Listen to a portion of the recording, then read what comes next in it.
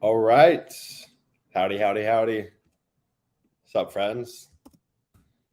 Happy Monday. Hope everyone had an amazing weekend. We are going to unpack a very, very exciting topic today. You guys know the drill. We're going to give a couple minutes for everyone to come through. But today we are talking about the seasonality of direct mail. When do we stop mailing?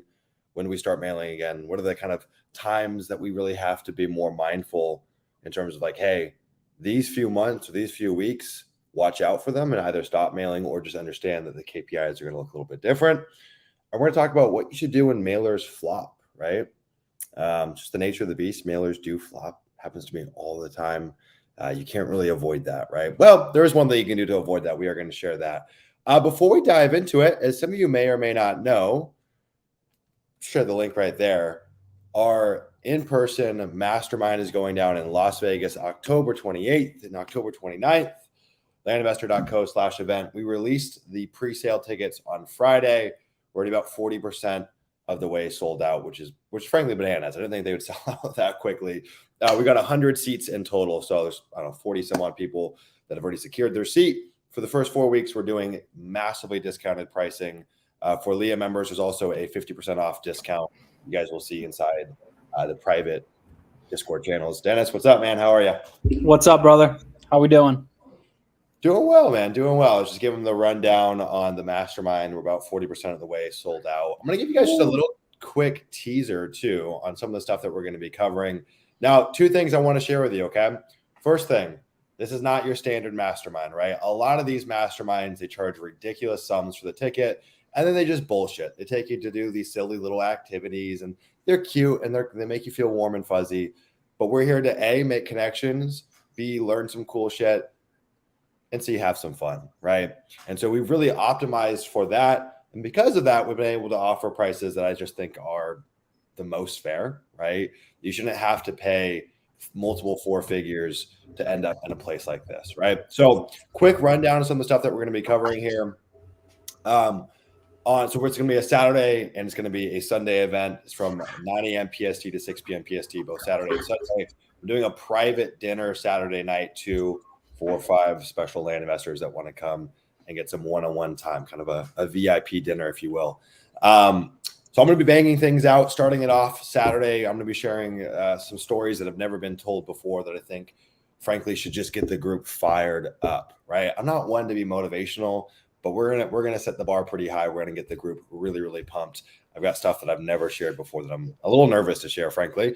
Michael Bull's going to come on. He's going to talk about his journey transitioning from wholesaler to land investor and what that jump has been like. There's so many people here that are kind of in that same boat. They're a fix and flipper. Maybe that you like Dennis used to do sub 2 or wholesaling. They're making this transition into land. We're going to talk about what that journey was like. We've got a land investor coming on talking about how he's bought thousands of properties without ever sending direct mail. We're going to talk about using creativity in the land business, thinking outside of the box. We've got Leah Coach Ryland coming on talking about making a transition from engineer to land investor and taking a data-centric approach to market selection, to pricing, really, frankly, to his entire business. Dennis, the guy right here, is going to talk about mastering acquisition, sales, and negotiations. We'll probably go do some live kind of call reviews as well. Mm-hmm. We're going to do a Leah Coaches Hot Seat. So we're going to get all the coaches lined up. Group is going to rattle off questions, and we're going to go one by one, and each person's going to give their answer to that question, which I think will be pretty insightful. We're going to close out Saturday with a big vision casting exercise, defining your dream life and how that relates to your land business and how you should approach your land business based off that exercise. It just blows my mind how many people don't know what they want in this life, right? They think they want something, or maybe they've absorbed views from those around them, but they've never taken the chance to clarify what it is that they actually want. And once we have that level of clarity, it makes it a lot easier to start having rules for life, being principled in our life and knowing what we should do and what we shouldn't do. And that can be applied to our business as well. I always say, it seems like life pretty much gives you what you want. You just got to know what you want, and you got to be okay with however the heck it gets delivered to you, because you don't know how it's going to get delivered to you or when it's going to get delivered to you. But with that level of clarity, the world starts kind of shifting, and it just seems like things get pushed into your orbit. It might not be how you expect it to be, and maybe sometimes you got to swallow a tough pill that you don't want to swallow, but it does seem like those outcomes are going to be delivered as long as you have some level of clarity. Sunday, we got a bunch of cool kind of intro opening stuff that we're doing, some priming exercises for the group. Clint Tenner is going to come on, talk about the future of the land business, talk about how the industry is maturing, steps we can take to stay sharp. We got Ajay and Ben coming on, talking about balancing the visionary and integrator roles within the business, as well as what it's like bringing a partner into your business, the pros and the cons. I think a lot of people, like Dennis as well, have a partner in their business or feel like they want a partner. We're going to kind of break down when it's the right fit, when it's not the right fit, and if you do bring one on, kind of the rules for the road.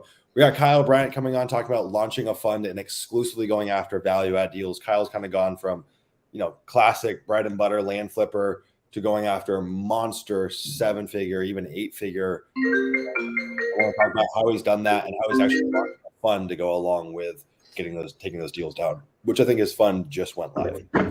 And we got a whole bunch of other stuff coming through the pipeline in terms of guest speakers. We're going to do a really cool student hot seat session where we're going to go and take people from the group, sit them down in front of the group, and we're going to grill them about their business and give them real-time feedback on what they can do to improve. Imagine like a 10-minute intensive one-on-one coaching session from the group of coaches. So it's going to be a badass event, suffice to say. I'm really excited about it. I think that's probably going to be my favorite part, is that hot seat part. Because I've done them before and I've sat in them, and just having somebody like pick apart your business is just, it's the best thing about it. It really puts it into perspective. It's awesome. Yeah, man. I think frankly, like the cost of one-on-one coaching is, for a lot of people that are just getting started, is an outlandish sum to pay. It's just like, doesn't really make sense. But to get that level of one-on-one support from not just me, but 3, 4, 5 other coaches, as well as the lineup of guest speakers, it's like you're paying each person $20,000 for a session of one-on-one coaching, and you're getting it all at once from this whole group. It's a really, really cool way just to get very tactical, hands-on feedback. It's also a cool way too to leverage the knowledge of the whole group, because there's going to be 100 land investors there too. So we're also going to be just beyond just the coaches. You're also going to get the totality of the knowledge in the room. I was going through this lineup today and I was like, this is probably the list of the most successful land investors I know coming into one room. It's pretty effing powerful, frankly. And I think it's something that the land space has been deprived of, which is community. And we're not trying to bogart it with giving ridiculous price points, right? If you're a non-LEA member, it's $300 for a ticket for the pre-sale. That's a no-brainer, right? It's an absolute no-brainer. Anyways, today we're going to be talking about when mailers flop, seasonality of mailing and marketing. Dennis, do you want to give some context to the group in terms of what you've just experienced in your business? Yeah, so I'm actually just pulling that up right now. So I'm just looking back. So we had some successes, but we also had some flops, right? And I feel like this is just kind of normal in the business, right? You're going to get some ups, you're going to get some downs. But it's just kind of funny how we mailed 6 counties in a row, and one we got like 10 contracts out of, and then the other ones we got crickets. Yep. Like absolute crickets. So is it the market? Is it seasonality? We don't really know. Is it our copy? That's what we were trying to figure out. So I popped into LEA this morning and grabbed a few other people, and we kind of like just brainstormed on this to see, what everybody else is kind of experiencing in their business. And it seems like for some people, they actually mailed the exact same counties that I did. Yep. And 2 of them that mailed the same county got no responses. I got 10 contracts. Where's the parallel? It's so lumpy and weird how it works, but it's just funny. Yep. And then same thing on the caveat, like I mailed the same county as they did, and they got a contract. I didn't even get a cricket. So it's just a funny parallel. So yeah, just talking about like that. Yeah, that's pretty cool, much man. Well, it's a topic I'm very passionate about. And one thing that this drum that I always beat is that there are actually the vast majority of people coming in to build a land business are typically first-time entrepreneurs, right? So some of these things that to me, I'm like, dude, this is common, this is obvious, feel not so obvious to other people, right? And it can be really concerning and scary and all those things. Now, I've got a whole agenda of what we're going to go through here today. But the first thing that I cannot stress enough, this is like my number one kind of framework for thinking about marketing. I want everyone to take a pen and a paper. I want you to write this down. I want you to literally drill this and imprint this into your brain. This is what the saying is, okay? When you're marketing, you're not marketing to a standing army, you're marketing to a moving target. And what does that mean? Well, it means when I go and send up, 5,000 pieces of direct mail, and if I get responses or don't get responses, is not representative of the effectiveness of the marketing, right? Because it's a moving target. So I can mail that, flop, Someone else could mail it and have a huge win, right? So much of what we do in marketing is the right message at the right time to the right person. And some of that's just totally out of our control, right? Some of it's just totally out of our control. A good example of is you mailing a county where you get 10 contracts and someone else gets crickets, right? Yep. There's just so much of that is just outside of our control. But what can we control? We can control the frequency of marketing, the quantity of marketing, the markets we decide to play in. Mm-hmm. One thing that I also want to throw on top of that, and again, I cannot stress that point enough. Once I started to just come to terms with the fact that I'm always marketing to a moving target and my results are going to be lumpy as a byproduct of that, it changed my whole idea around marketing, both in my land business, but even here in Leah, right? If I send out an email and say, hey, my calendar's open tomorrow. I've got 3 spots for phone calls. Who wants to hop on it? I could do that one day and get 0 responses. I could do that the next day and get 30 responses. It's not really indicative of the quality of the marketing. It's that right time, right place, right message. And so some of it is just like, you got to stay consistent with the stuff to see the fruits of your labor actually come to fruition, right? So yeah, that's the first thing. The second thing that I want to really, really advocate to you guys is that because we spend so much time finding great markets, this allows us to have confidence to double down and double dip on these markets, even when they fail. You see, most land investors do not spend any time or hardly any time finding markets. And what that causes is they have what happened to Dennis, right? They go and send some mailers, they flop, they say, well, on to the next. This must be a good representation of the fact this is a shitty market.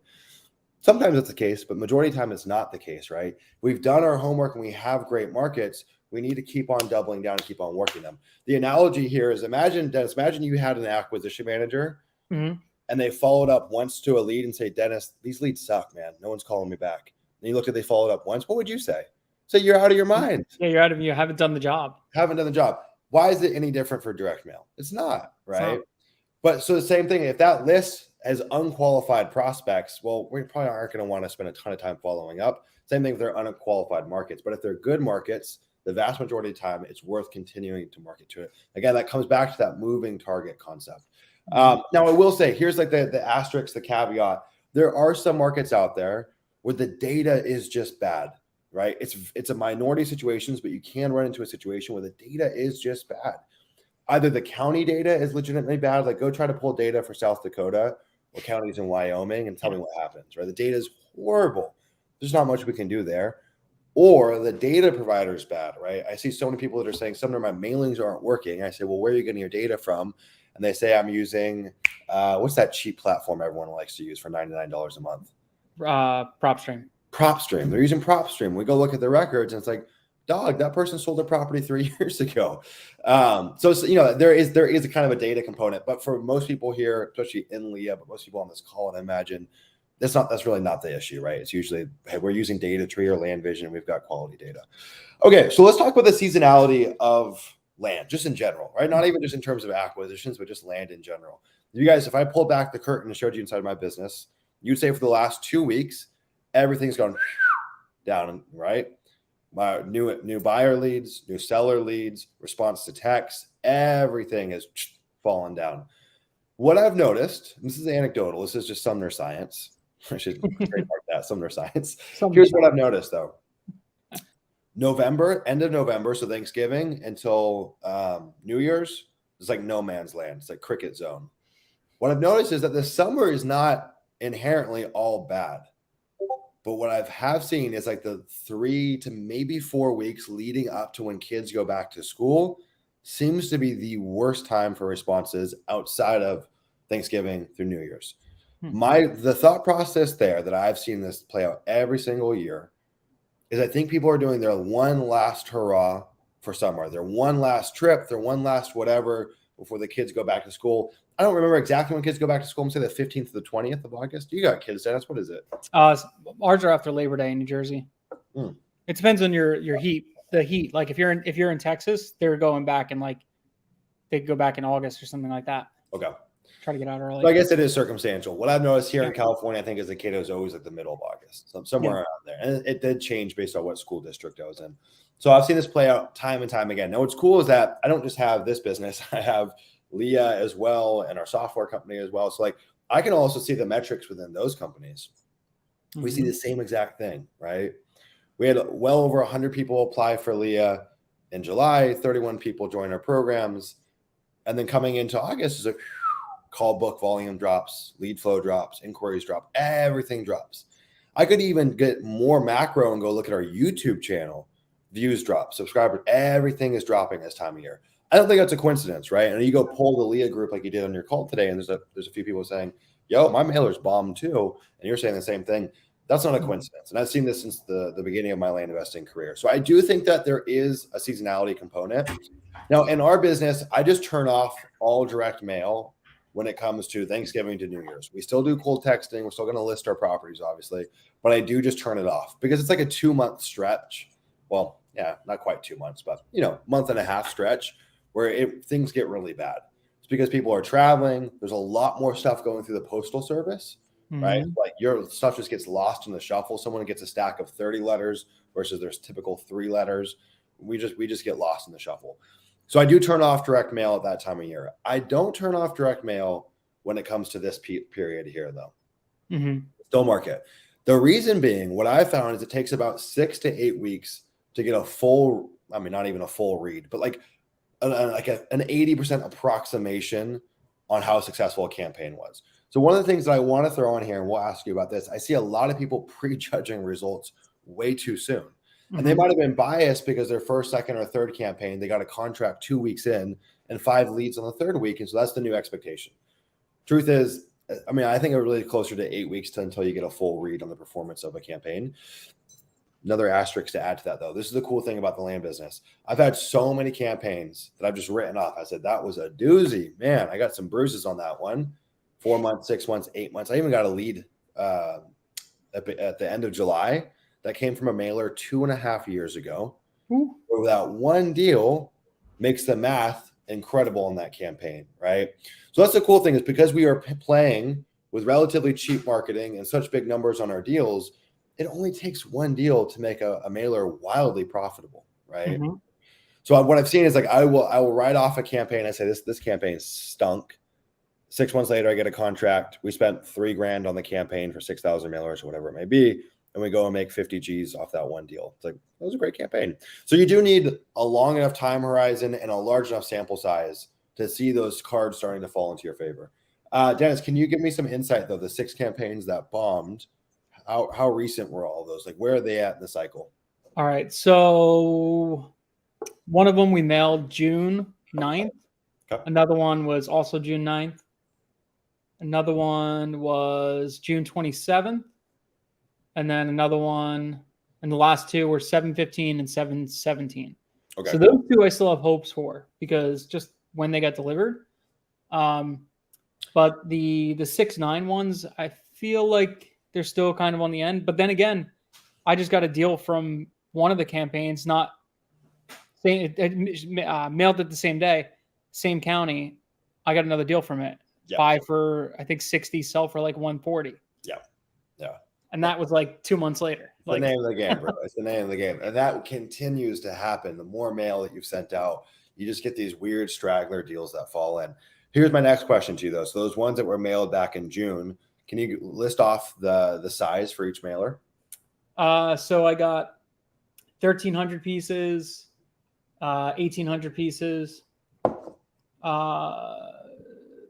2,200 pieces, 1,500 pieces, 1,450 pieces. Okay, those are decent sizes. They're not like huge sample sizes, but they're decent. They're better than some, right? I do see a lot of people. Again, I always like to say, confusing the micro for the macro, right? And that happens both on the size of our mailers, and say, I sent out 500 mailers and it didn't work. This market sucks. It's like, no, this is tiny sample size. Like, I mean, it's definitely so case by case, market to market, and price point to price point in terms of what we're going after. But like, yeah, 2,000 mailers should give you like a pretty decent read-ish. Because again, that goes back to that moving target concept. I can send 2,000 mailers. In fact, I always bring up this example. If you're in leave, you've heard me talk about this, but I think it's worth noting. There was a campaign that I sent last year in Los Animas County, Colorado. I sent it out. I forget what it was. It's definitely under 3,000 mailers, probably like the mid to high 2,000 mailer range. Sent it out, 0 responses, like nothing, like straight up crickets. But I like the market, right? met all my criteria. So I wasn't deterred. I said, I'm going to go mail it again. So I did let it season a little bit. I think I wasn't quite at a quarter. I think I was closer to 2 months before I mailed that. A little bit of an eager beaver. Mailed it again, same exact list. And I had actually shifted our pricing. Ironically, I lowered the pricing. We went and got 3 deals off that campaign, same exact size. And each deal was like a 30 or 40K profit, right? So like cumulatively too, when you go and combine that, I mean, like in total, let's say it's 6,000 mailers. So in total, let's say it cost me like, I don't know, 3,200, 3,500 to be conservative with data, with mail, all that stuff, to go and make almost 100 grand. I don't really care that the first one flopped, right? The numbers are so rigged in our favor that all it takes is just like one of those campaigns to really work, right? So this is point number 2, right? Prejudging mailers too soon. Again, confusing the micro for the macro. That applies obviously to the size of the mailers. It also applies to like just not having a long enough runway to see these things come to fruition. And so people will say, Sumner, I sent this out 6 weeks ago, 4 weeks ago, it totally bombed. Like Dennis just said, 2 months later, he gets a deal. It's going to make them 60K plus. Just the nature of the beast, right? And again, if we've done our homework on the market selection side, it's like, have no fear, right? Have no fear. Those cards will fall in your favor. Now, if you're going after crummy little markets, you don't know how to pick markets, okay, have some fear, right? Because like the best case scenario is very much capped.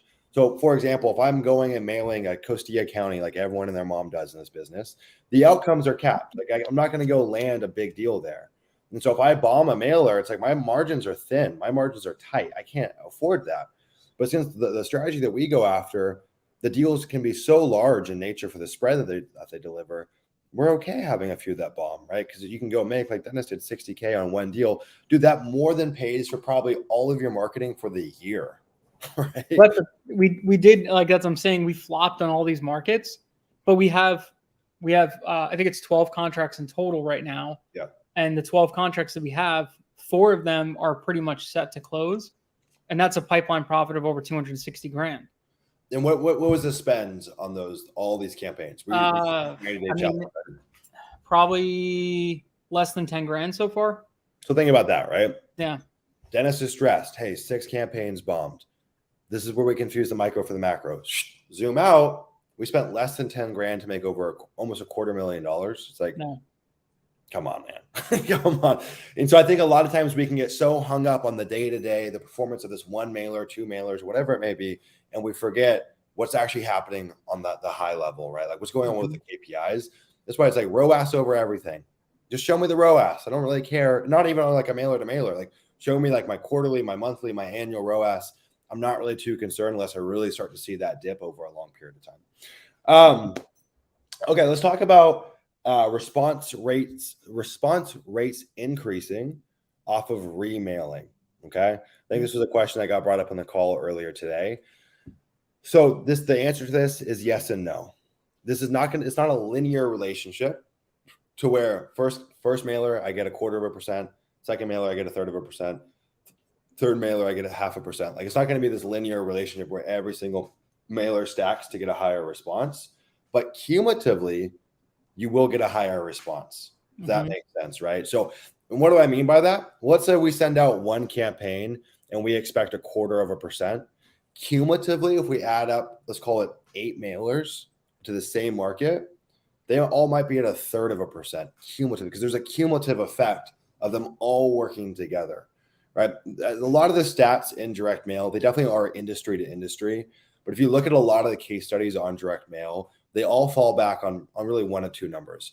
It's either 7 touches or 8 touches to maximize response rate from direct mail. They say it kind of at that point, it starts to taper. So that cumulative effect isn't as strong anymore. That's, I can tell you, substantially more than almost any land investor is doing. And actually, if you look at a lot of these case studies, they actually advocate mailing a lot more frequently than even we do. When they talk about having multiple touches, even in a 1-month period, that's a little bit extreme. And luckily, we don't really have to do that in this business, right? Like the direct mail as a channel is still very undersaturated, even though people that have been here since 2012 complain, I used to be able to send 1,000 letters and get 3 deals. Okay, well, that's crazy. The metrics are still really strong, right? This goes back to that concept of the salesperson following up with a prospect once. we would be pissed, right? And any of my businesses, we hold really high standards to how much we follow up. And so it's the same thing with direct mail, right? Direct mail, yes, is a marketing channel, right? Which is a little different than literally like a salesperson on the phone. But also in the same vein, direct mail is like a little mini salesperson going out there for you and doing a lot of the heavy lifting. So there's actually more overlap than what you might think for other marketing channels, right? Look at any other I always like drawing parallels between like Facebook ads and direct mail because I just think it's an interesting comparison, right? And Facebook ads are way more popular; they're kind of all the rage compared to direct mail. But like the way Facebook shows these ads is it's really smart, right? It knows this is the group that it's going to resonate with the most, so it shows it to them first, and then it works through a list of like most likely to least likely, then starts over, showing that to again, starts over, showing to again. Now, after a while, you start to fatigue that audience, and you have to change the ad creative. But even Facebook algorithmically goes from like the now buyers to like the maybe buyers, but shows it to them multiple times. It just flows through them, flows through them, flows through them. And so if you look at like all these marketing platforms, no matter what the industry is, it's like consistent message over time is the power move. That's how we get the results. And that's because it's that moving target concept.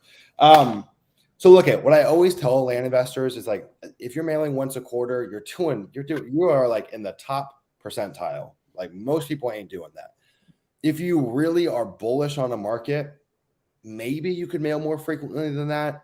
I would be a little bit concerned until I've proven out that market, right? Mm-hmm. So the beauty of what we want to do here is like the framework that I think of in terms of lands is like, okay, when we go and send marketing, we're playing slots or something. Like there's a little bit of risk to it, right? It could bomb or we could win really big. What we want to do over time is we want to get that edge more in our favor. And the way we do that is by working in proven markets, right?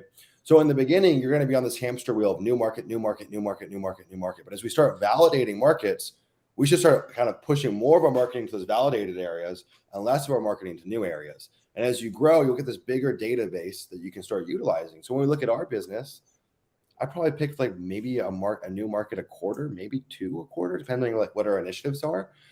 And what that means is we just have a higher strike rate because we've proven these markets. Now, what do we mean by proven? Well, we've proven pricing. We've proven that the data is quality. And I also just have a proof of concept to where I'm not scared to double down. Like I would be scared to use that 8 mailer playbook on a new market and mail multiple times in 1 month. And so that's really what we do want to work up to. So for you, Dennis, like looking at the sample size that you have, you got this market, you got 10 contracts in. Mm-hmm. And you got these other markets that bombed. Now, it's not that we don't want to market to those places, but I'm going to like that market where we've proven is going to be on the top of the totem pole in terms of getting my marketing dollars like allocated towards it. Does that make sense? Yeah, I was actually considering remailing that market because, we've had some success. We've already closed on one. We have 2 more we're closing on in the next 2 weeks. Now we haven't went full cycle on it and listed it on the back end. So we don't have our exit prices yet. Mm-hmm. Which kind of would help us with valuations and stuff. But just from the demand in that market and, the realtors and the people we talk to in the area, they tell us the demand is up. So what we did do is while we're waiting to remail that county, we mailed all the counties surrounding it because the demand grows around it too. So, yep. We're going to we just mailed out 4 of the surrounding counties, I believe, in that area. So maybe we'll also get some deals out of that as well, in addition to. So you bring up a really good point. I should come up. One of the things that I'm working on right now, it's kind of a weird initiative, but I think it's actually going to be important. So I'm going through, if you guys know me, if you spent any time with me, I'm a framework guy. Like I love having these little quips, these little frameworks. So one of the things that I'm doing is I'm going through and like naming all of them to where they have like a little kind of like quote unquote trademark to them. It's like everything will have its own little like kind of quick cookie cutter name.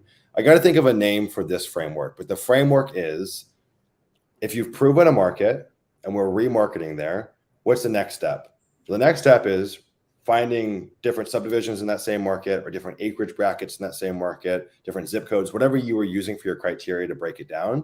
So kind of just like bleeding out further to the different ranges or different pockets within that county. And then same thing, extending adjacently to the counties that surround it.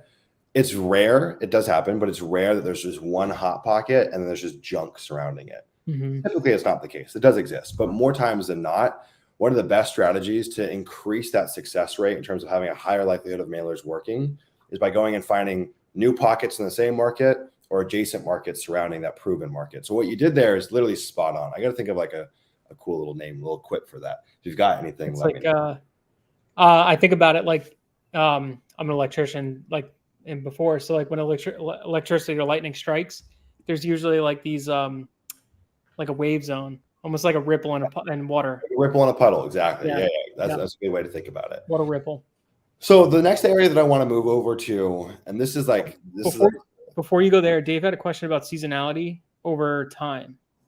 While we're still on seasonality, what do you mean seasonality over time? so he said zoomed out from seasonality. What's your opinion on sustainability over years in the business? So basically, like as you zoom out, how does this business like? Will this turn into wholesaling in general? Like how wholesale is? I mean, I'll speak on that too. But yeah, go ahead. Yeah, it's a good question. I don't know if this necessarily ties into seasonality per se. It's kind of a different question, more related to like a competition side of things, right? So there's a couple things at play here. All markets mature, right? Any like new fledgling industry eventually does mature, and really that kind of maturation. I'm not sure how you say that. That phase, usually what happens is channels get saturated and new channels are discovered, and so it's kind of the game, right? Like I'll give you an example, Dave. When I first got into this business, land.com was the hot shit, man. That's how you moved your properties like this, like gone. What happened? Land.com got more competitive, so there's more listings on there. Prices rised, so it just became less effective, right?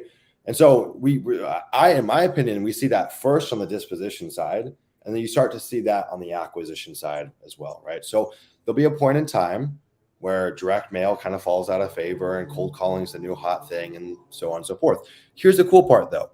It's just like fashion, right? These things ebb and flow. So like right now, direct mail texting works like gangbusters. There'll be a point in time where there's so many people in the land space that doesn't work anymore. There's a new thing that comes on. People start using that and then it flip-flops, right? I'm not a wholesaling guy per se, but one of the things that I've heard is like if I used to watch like a lot of these bigger pockets and Steve Trang and stuff like that back in the day, everyone was shitting on direct mail. And then I've started to hear some wholesalers that have been using direct mail and it works now, right? Because just less people start using it. And so it is very much cyclical like fashion. So I think where we see competition first is on these dispo channels, then it's in acquisitions. If you look at a lot of wholesalers, how do they survive? Well, they've also become like incredible operators, right? We look at a lot of land investors, there's just a lot of slack, a lot of slop, right? They don't have to be that great. And so over time, that bar will start to get raised and you'll have to become a better operator. So you look at a lot of these wholesalers and like their operational excellence is like, it's pretty extreme. Like they know their KPIs like that for everything in their business. Most land investors have no idea about their KPIs. And so I think that like the bar will get raised on what it means to be a great operator. There will be this kind of cyclical turnover for marketing channels, both on dispo and acquisitions. As long as we stay ahead of the puck, it's really not so much of a concern, right? Here's the good news. We're really far out from that. Like it's not going to happen overnight. I like to think, I don't know where I got this from, but I don't know. I just kind of resonates to me. And I wasn't wholesaling in the 90s, but I imagine wholesaling in the 90s or early 2000s is kind of what it's like in the land right now. And so wholesaling didn't become competitive overnight. It took over a decade. And there's still people in the wholesaling space that are killing it, right? It's just the bar has been raised a little bit. And so if you're someone that's inside Leah, I don't want to give you like hey, get lazy, you're totally good, but you're way ahead of the curve. I mean, like light years ahead of the curve, right? And so you're probably fine, to be honest. And so, yeah, I don't, it's not like an immediate concern, but I'd be lying if I said that things aren't going to change over time and we're going to have to stay ahead of the puck to stay competitive. But asterisks, here's the cool thing. One, land is really freaking difficult to price and to comp and to understand. That's never going to change to my understanding, right? Part of what's made wholesaling more competitive is that there's new tools that were created that made the game a little bit easier to like underwrite deals or to like pull data or like all these things, right? And so the space became a lot easier to access. Like if I was wholesaling in the 90s, I'm probably calling the county, getting a crappy list from them, calling the list. But now it's like, dudes just pop on the pop stream. They're like, out of state owner, this, that, put it into this tool that shows me the ARV, bada bing, bada boom. That's just never going to happen in land, right? It's just way too nuanced to price out these properties. And frankly, what I've noticed is it attracts a certain type of person. So I think that there's many wholesalers that just won't like land for that kind of ambiguity, right? So this is definitely not like the everyone business model. I think anyone here can attest to the fact that finding markets, pricing mailers, all that stuff is not necessarily easy, right?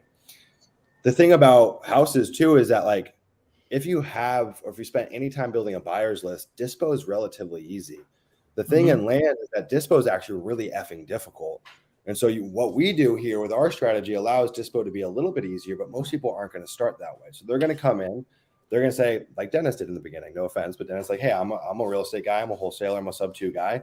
Go pick any old market, send out some marketing, buy a deal. They get stuck with this lemon. And they're like, this is not what I thought it is. And people are going to get deterred. They're going to get turned away, right? Because you can really get stuck with bad inventory in this business. I don't think that's the case for wholesaling as long as you've priced it appropriately, right? Yeah. But that's relatively easy to do because prices are so known for single family houses. Another thing, this is not like wholesaling related per se, but in wholesaling, you're not just competing with other wholesalers, right? Who are we competing with? We're competing with realtors, we're competing with buy and hold investors, we're competing with fix and flippers, competing with hedge funds, novation people, whatever it may be. Land's never going to have that, right? You're never going to get big money in the land space. It just isn't the right fit. In fact, go talk to a big bank. They say, we'll never lend on land for the most part. There's small regional banks that will.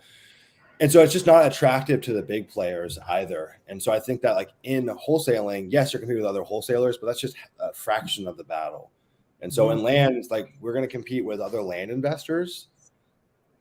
And maybe like, I don't know, some wholesalers that don't know what they're doing that offer stupid prices and try to wholesale contracts for like infill lots. It's not really going to happen with the rural recreational model. One of the reasons I love rural recreational is it's a niche within a niche that's very defensible, right? Infill lots, not so much because you're going to compete with new home builders, with realtors, all those things. The cool thing about rural recreational or just land in general is that the incentives are so misaligned for realtors. They don't even know how to find these properties. They're hard to sell. They're going to have a house they can get a bigger commission check on and sell faster.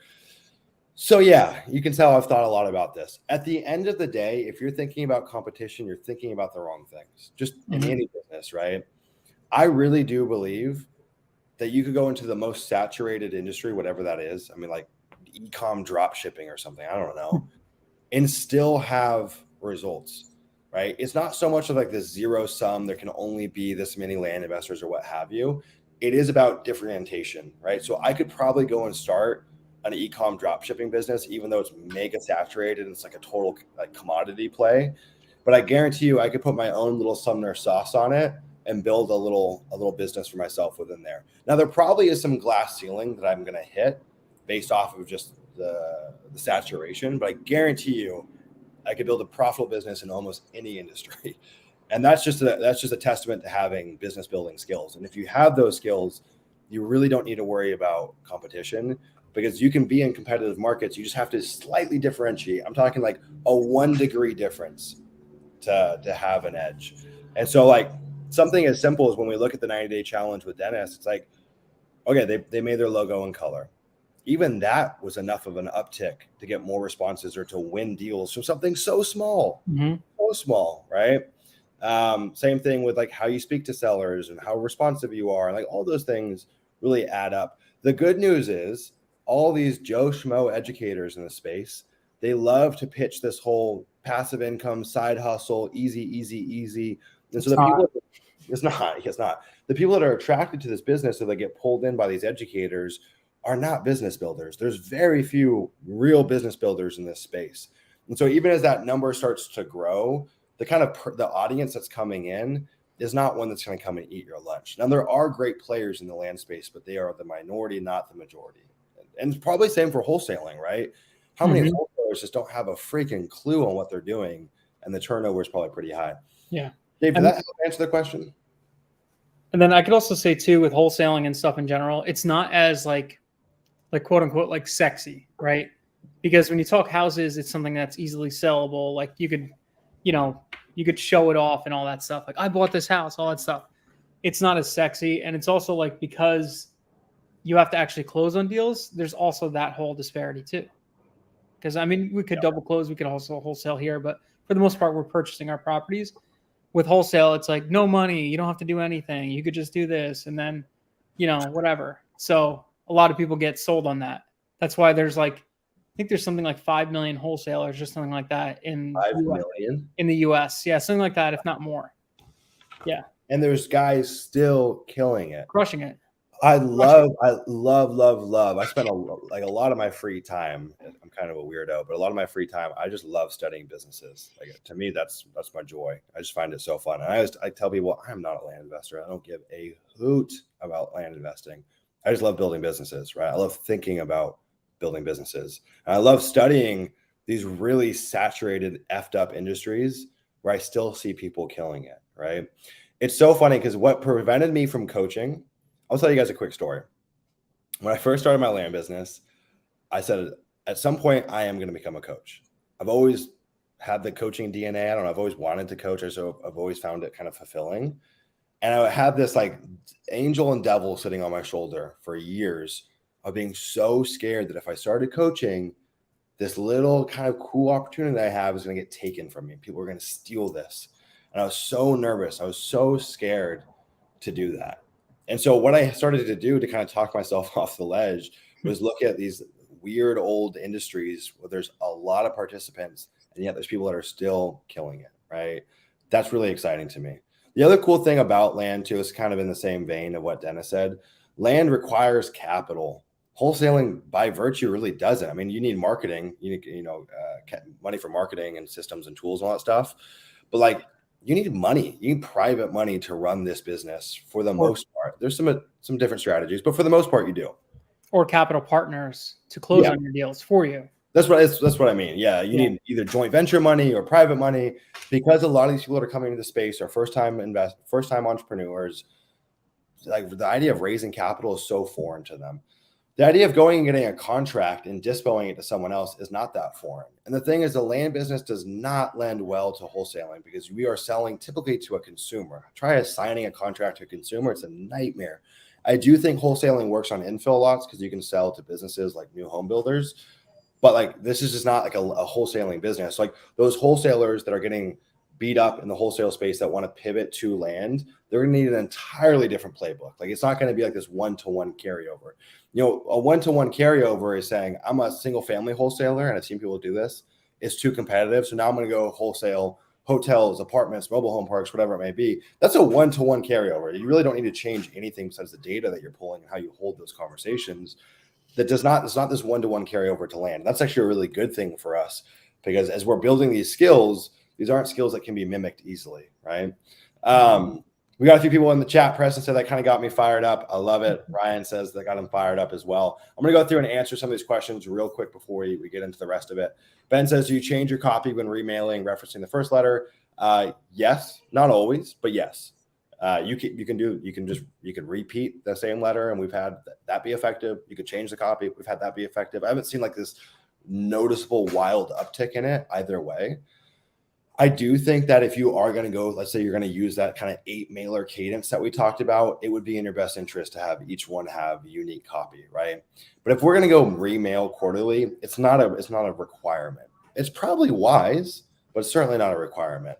I think that, Ben, to go back to your question, like if I went and had a mailer and it totally bombed, I'm probably going to mail again with the same copy so I can have a pretty clear split test. Because if I mail twice or 3 times and I'm getting my ass kicked every time, all right, I'm a human. There's going to be a point in time where I cut the cord, right? But if you're changing it up every time, I don't know, it could be a little hard to read what's going on there. But on the flip side, if I go and send a mailer and we kill it, I think it's more of a push to go and change our copy for that next remailing, next quarter or what have you, if that makes sense. But if I'm really trying to prove out a market, I want to keep things as constant as possible. Now, it's not a cop out to say that you shouldn't be improving your mailer copy. You shouldn't be improving your mailers in general, whether it's size, color, uniqueness. Like, that should be something that's high on your minds, because a lot of times it's free or it's very, very cheap to make those changes, and it can have huge impacts in your business. I want to illustrate something that's so fascinating. again, I've told you guys this before, but I receive God knows how many letters every month, a metric shit ton of letters, because we have so many properties that are being owner financed. So I receive a ridiculous amount. I receive a ridiculous amount of texts. I probably get like 3 to 5 texts a day. I mean, that's not, in the grand scheme of things, not that much, but enough for me to get a pretty good read on what people are doing. Most of the letters I get are identical. Like someone went through some course and they're just copying and pasting the same letter. That's why we don't give you guys just a cookie cutter letter in Leah. We give you guys a framework, and then you make it bespoke to you, because it's in no one's best interest just to rinse and repeat the same letters, right? So people are still getting results, all piggybacking off the same template. That's pretty wild. It's a testament to how undersaturated this business is. But again, it's like when we go back to that color example that Dennis changed with the logo and his signature, that was free. And that had huge impacts. Ben did a cool split test with that. He did 1,000 letters, 500 without the color, 500 with the color. Without the color, 0 leads. With the color, 5 leads. Pretty interesting. And that's free, right? Yeah. Now, some of the stuff is going to cost you, but it's going to be a pretty minimal cost that can have huge impacts. Anthony says, I've seen that in some areas. I'm fighting against recent increase in assessed tax values in the county. Sometimes assessment letter gets sent back to the peak market value, blah, blah, blah. Okay. Wildly Pierre, I'll put the link for the ticket in the chat for you, my friend. It's landinvestor.co/event. I'll put that in the chat. All right, Dennis, any questions before we scootle on? No, I think this is good for everybody, because seasonality was a big question. So okay. Okay. This is a great topic. This is something that I see time and time again with new land investors when they're trying to assess the lack of performance from a campaign. With my question to everyone is it a lead problem or is it a conversion problem? Because they're distinctly different. So obviously we are going to measure the effectiveness of a campaign based off of ROAS, like dollars in, dollars out. At the end of the day, that's the holy grail. But I see a lot of people that say this mailer freaking sucked. And if I go look at their KPIs, it's like, yo, you've got 5 leads from this mailer. Your follow-up was piss poor. Your whole approach to acquisitions was poor. And so you have a conversion problem, not a lead problem. It's very different when you send out a mailer and you literally get a big fat goose egg in terms of leads. Now, same thing though. It could also be you send out a mailer. Let's say you get no true qualified leads, but you do get people that reach out and say, F you, how dare you, blah, blah, blah, blah, blah, blah, blah. So Dennis, those 6 campaigns that you had, tell me, what was this, a lead problem? Was this a conversion problem? Or was it just no qualified leads? Crickets. Like we got, I'm actually pulling up my Pat Live thing right now. Okay. So we got on those mailers, what did I get? 1, 2, 3, 4. 4 leads out of all those markets. I got 4 leads that said, do not mail me again. Okay. And then the rest were just complete crickets. And then I got 2 actual leads from 2 of the markets. Okay. But they weren't like good leads. Like I offered 190 for a property and the guy was like, is that per acre? And that was, yeah. So here's my, I'm going to give you kind of like a if this, then that setup. Okay. If you send it out and you get no leads, check the data, right? Like what I would do is I would just cross-reference, grab a few APNs, look them up on the assessor's website. Do we got the right address, the right owner? Either the data can be bad, or sometimes you can actually make a mistake in the mail merge, or the mail house can make a mistake in the mail merge, wrong address, whatever it may be. Like that actually does happen. So I'm going to check the quality of the data. Now, if that all checks out, hey, moving target, not a standing army, right? So we're not over, right? We're gonna do this again. Again, if we validate that this is a good market, it's not time to give up. Now, if it's, hey, we got leads but no deals, it's a conversion issue, and you need to go and ruthlessly look at your acquisition process. I can't tell you how many people are just having poor results because they're not good at acquisitions or they don't have any process to actually handle these leads that are coming in. Just a quick play-by-play. I want to think about speed to lead, so how quickly we're getting in touch. I want to think about speed to offer, so how quickly we're getting that offer to them. We do an intro call, fact find, second call, we create an offer, okay? I want to think about how did we actually deliver that offer? Was that offer delivered based off of their needs? So fact finding what their needs are and delivering an offer based around that? Or is it just a cookie cutter offer based off of the property and what you want to buy it for? All right, remember, we are solving a problem for a seller. Yes, we have to be within the realms of making sense for our business. We can't just go buy willy-nilly whatever the seller wants. But you shouldn't also just be creating offers cookie cutter off of what you think the property is worth, right? So we do need to do some level of fact finding and figuring out where they're at. Are you following our 14-day seller cadence, right? So lead comes in, you call, nothing. You text, nothing. You email, nothing. What do you do next? Well, in our business, we do a 14 business day follow-up cadence, multiple touches each day. And that's going to maximize response rate. What a lot of people do is like, no response, put them onto a drip campaign and see you later. Mhm. I just find the drip campaigns have such a terrible response rate and set a really bad tone with the leads. So we go through that 14-day manual cadence, and then we'll move them to a drip campaign if need be. And then beyond that, are you having, whatever it may be, quarterly, monthly, biannual, annual, whatever it may be, touches to old leads? I had a question inside Leah for our Pebble training on Friday. And what the question was, we have 2 different fields inside Pebble. One of them is bad properties. That's a stage. One of them is dead lead. That's a stage. And someone asked, well, why don't you just push those together? Aren't they kind of the same thing? And it's like, no, they're not the same thing. Because a bad property, we have no business following up there. We don't even want the asset. Dead lead, we do need to follow up with, right? And so that person, we need to still stay in their orbit. And the frequency is going to change based off of where they're at, based off what that initial conversation is. You got to set those follow-up tasks bespoke to the person or create a process around it.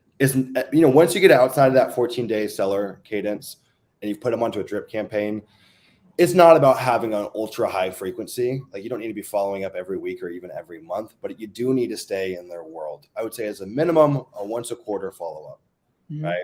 That just shake the tree. At any given moment, if you've been mailing in this business for over a year, I can guarantee you there's at least 5 contracts sitting in your CRM right now that the tree just needs to be shaken, right? So there's money in there that can take a bad campaign to a really good campaign. Because again, a lot of times it's the difference of just one deal to make a campaign, the math pencil really well. Now, the last thing to think about, the if, then, this, that, if this, then that, the last thing to think about were angry responses. So we send out a campaign and we just get bombarded with angry responses. Okay, it probably was a pricing issue. And going back and reviewing our pricing, those first 2 situations, price can be an influence, but if we weren't getting screaming, shouting negativity for the entirety of the responses, it's probably not solely a pricing issue. It's probably that standing army moving target issue, right? Again, going back to my Los Animas County mailer example, mailed, no responses, mailed again with a lower price, 3 contracts. So, price isn't always the thing. Sometimes it's just showing up and catching people at the right time. So much of direct mail is just timing, dude. And that's another thing to go back to Dave's question about competition.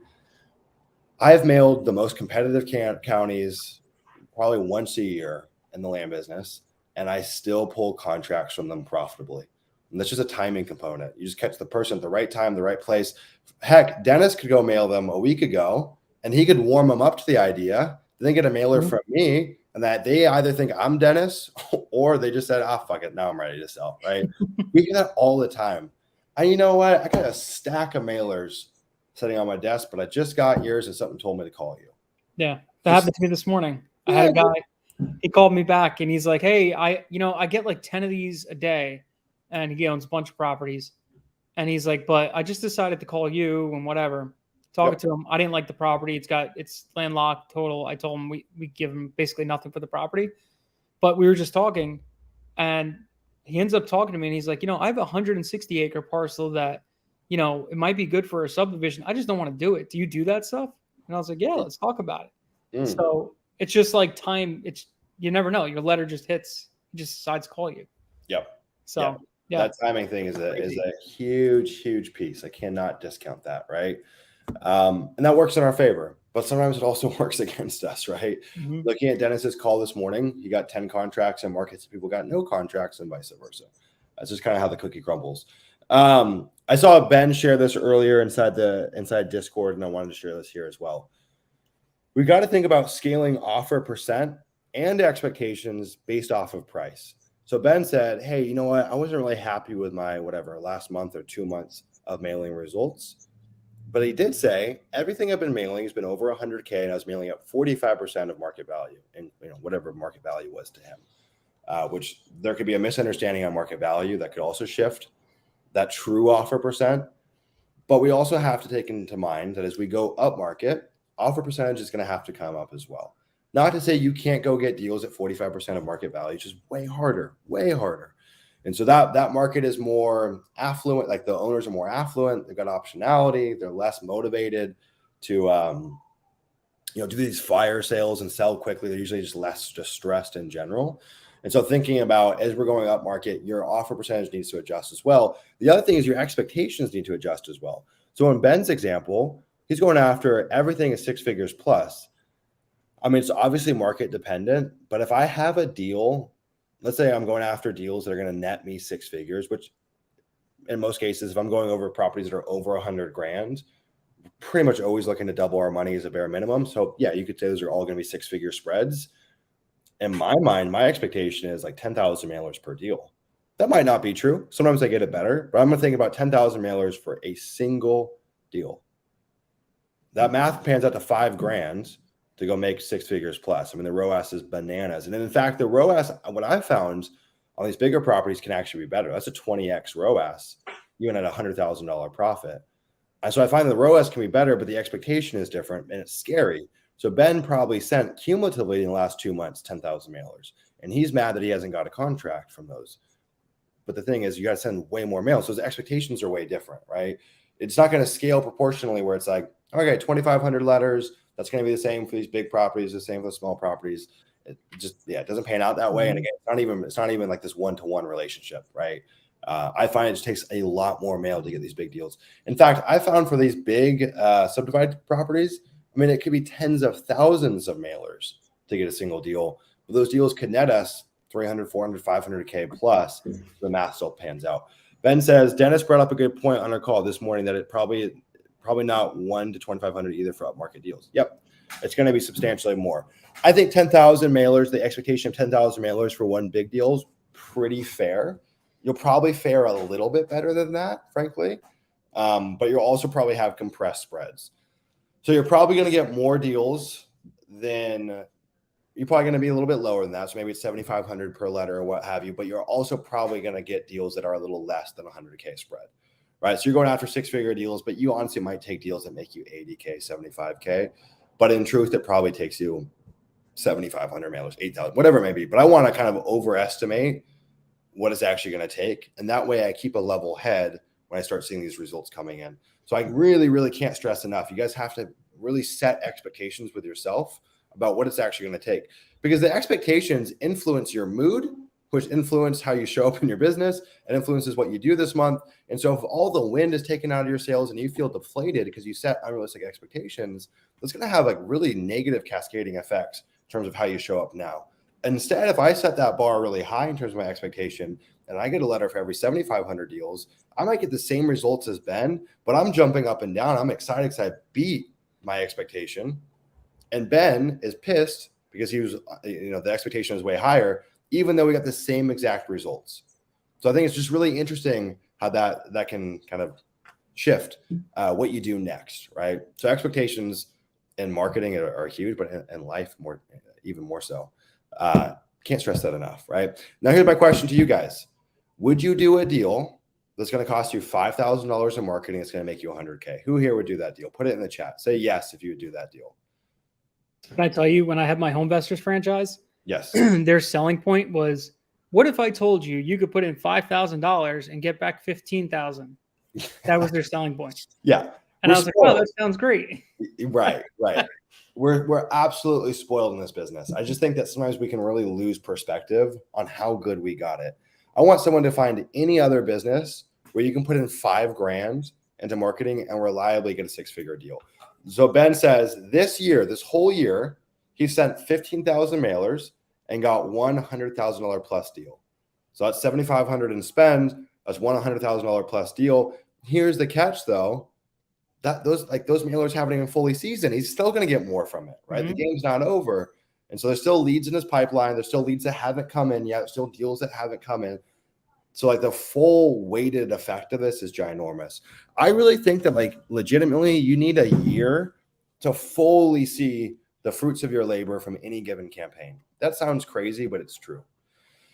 And so in the beginning, it's like, just give yourself some grace and whatever you need to do to ensure that you don't get moody and step off the gas pedal for marketing, you need to do. I don't care if you need to like jump up and down and dance in the morning, if you need to write mantras down, if you need to like beat on your chest, like whatever you need to do to keep that mood high so you don't deviate from the plan has got to be priority from you. Because I've been there when you get sad, when you get deflated, are you really going to market? Probably not. And even if you do, the quality of the work that you produce is going to be probably not the best, right? There is a component of quality to everything that we do here. Alex says, I just started a warm phone call qualifying script that goes with neutral letters. If I just can't figure out pricing, I've started doing 50-50 range or neutral letters. Yeah. So Alex has got a little more support than most people in terms of team. I think as you start building a team, you can start deviating from just blind offers and allow you to tap into markets that otherwise were just totally off limits. I will say, even with Alex's team, he's definitely going to hit a point where he just can't take on any more neutral letters because you will get so many leads and it will start to overwhelm your team, right? And they'll start missing things. It's just kind of how it goes. Any questions on that, Dennis? No, that was pretty good, honestly. I can say though, after like sometimes when you get markets that don't hit, you're like, this sucks, I shouldn't keep going. But it's the opposite. You should push harder instead of saying like, let me pull back. Maybe I did something wrong. No, maybe it's not you. Maybe it's just sometimes you just got to let stuff season. It takes time. So just push harder and keep finding more markets. Yeah, dude, it's so funny. I shared this inside Discord last week. It's one of my favorite little memes. I always think about it when I start to get a little moody. It's that meme of the guy with the pickaxe in the cave. Mm-hmm. And it's like this guy's going really hard, but he's super far away. And it's the guy that's turning around that's like a foot away from the gold. That's usually what it's like. You know, it's like it's a pretty damn honest approach to how it goes. Another meme, I'm not a big meme guy, but I love thinking about this one. I think it's called like the Nimwit meme or something like that. It's like the total beginner is so ignorant that he's like kind of careless. He's not concerned about expectations. He doesn't hold himself to a high standard. And as a byproduct, he gets results from it, right? The guy that's in the middle tasted a little bit of success. He starts holding a really high standard. He wants to control everything. Everything's need to be micromanaged. He gets so mad based off of the day-to-day results. That's the person in the middle. And then the Jedi Master has the same mindset as the beginner. They almost force ignorance to where it's like, it's all good, baby. Send out the mailers, good things happen, right? Like that is the ninja mindset. The mindset that when you're in that middle pocket and you start getting results and you want to micromanage and everything's got to be perfect, and you want to control outcomes, that is the worst thinking you can bring to any business, let alone a land business. And so like I find these beginners that come in, a good example is like Anthony Reese. I call him out. I don't know if he's on this call. Anthony came in, no real estate experience. Like this is a totally new dance for him. Just starts going after bigger deals, just like really friendly on the phone with sellers, and it starts locking up six-figure deals, and just like crushing it out of the gate. And there's people that have had a little bit of success. They think they know everything, and they want to hold everything to a certain standard, and they get so mad when it doesn't work out. And there's people like me who are like, I mean, I still have my own problems, but like, you know, you're just a little more like, hey, I trust the system. It's worked out. It's going to work out again. And you don't micromanage that day to day. So don't be that nimwit in the middle, right? Either be the ignorant beginner or be that advanced ninja who almost forces ignorance and understands that if you do the right things day to day, you don't need to manage outcomes. They will be delivered to you and you'll have a whole lot better of a time doing it. You can make yourself miserable in this business trying to micromanage. A lot of what we do is so far out of our control. What is in our control? The markets that we select, the deals we say yes or no to, and how we deliver our offers. Yeah. Everything else, like, don't worry about it. The response rate bombed. Don't worry about it. Just do the next thing and keep on working. See, I was the nimwit in that. Because technically, like, I know what I'm doing in real estate. Why isn't this working for me? Yeah. Yeah. I'm going to share something with you guys that I think will be valuable. Anthony Reese is here. Anthony Reese is on the call. I'm going to answer his question. I'm going to share with you guys a webinar that I put together too that I think is going to be helpful. You guys see it in that little chat bar down below. I'll put it in the chat for you guys. Something we're kind of slowly unveiling. I haven't really publicly released this, but I'm going to share that with you guys. It's definitely worth a watch, about 32 minutes. And it talks about kind of like the 5 commonalities that I've seen for successful land investors. So it's free. It's worth a watch. So Anthony says, I'm here, LOL. How often do you re-pull new data on the same market? Look back at some of my data when I was looking at prices and some of the properties are listed or sold. Do I need new data? It definitely depends on the market, right? Some markets turn over, like we've seen, every 3 months. Like there's so much turnover. Some markets takes way longer. If I had to generalize, usually what I tell people is about a year. I think you can get away with bad data for about a year. But Anthony, if you're looking at the data and you're like, dude, this is a super hot market, there's like 100 properties trading a month and there's only 5,000 records here. Well, you do the math, right? There's going to be a lot that turns over. And so, yeah, you might want to pull new data. I typically would say it's very, very rare that you have to pull under a year, though. It's got to be like a smoking hot market. So a year, it's good enough for me. One of the things that we're working on for the group, which kind of removes that as an issue, is a discounted Land Vision subscription. I think we've got like 19 or 20 people that are signing up with us. No one's making any money on it, but Jerry went and brokered a really good discount for the group. I think it's supposed to be like almost $6,000, and we got it at a much better price. If you're inside the Leah private channel, you guys have seen the pricing on that. And that gives you free unlimited data. So Anthony, in that example, hell, I'd pull new data every time I mail. Yeah, why not? Nothing, right? That's easy. But if you're on data tree, it can add up. So I'd say about a year. If you're doing like 10,000 mailers and beyond, and you expect to grow, the math quickly pencils on Land Vision, like very, very quickly.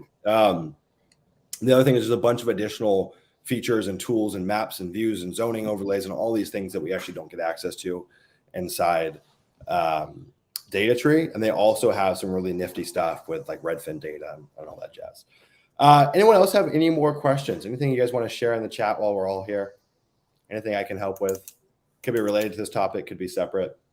Otherwise, we'll call it a day here. I hope this was helpful. I think the takeaway here, just relax, focus on what you can control, keep doing that. Don't get discouraged, and understand that it's a moving target. It's not a standing army. So don't prejudge results based off of one mailer, but do go through that 3-step kind of if this, then that statement to figure out what that next step is based off of the results from the mailer, right? Reflect on that and use that as your framework to decide what's the next step based off the results from this mailer. And that will kind of take away any of the ambiguity in terms of what you should do. Other than that, I hope everyone has a great day. Dennis, thanks for joining us here and for spearheading the call with the Leah members. I hope this was helpful. Keep mailing, keep doing deals, and good things will happen. All right, guys, we'll see you later. Bye. Later.